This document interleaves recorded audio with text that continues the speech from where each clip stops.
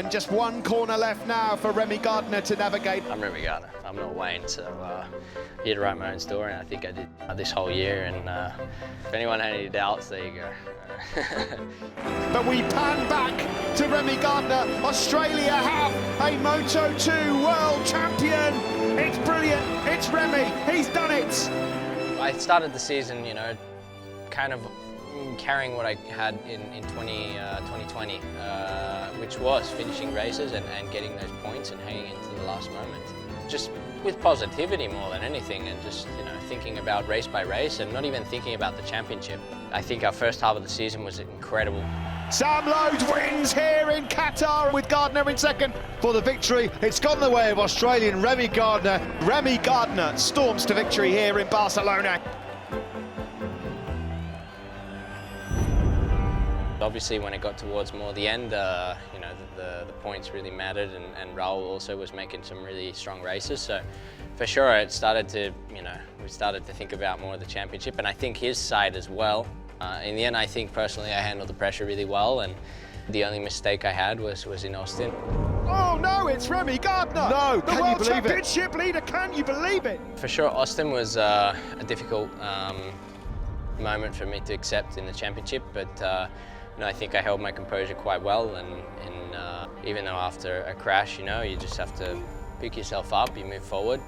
There were still 3 races to go, and you know, nothing was over at that point. So honestly, I was ready to fight harder than ever, and start trying to, you know, open that lead up more and more once again.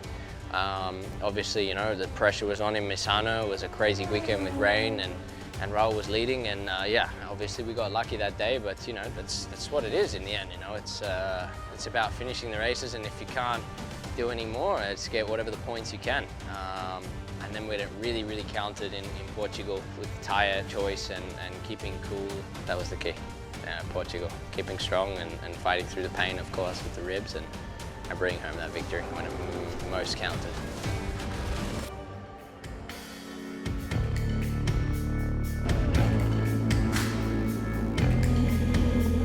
It's lights out here in Moto2 from the second row. Is he going to lead into turn 1? Also a safe start, it looked like, for Gardner. Remy Gardner biting back there side by side. Moto2 World Champion 2021, Remy Gardner.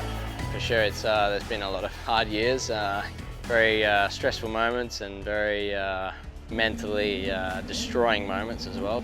In the end, you can't just live, you know, in the past. You move on, learn from those mistakes, and try to make yourself better. And I think I learned a lot this year, and especially how to, you know, manage the pressure as well.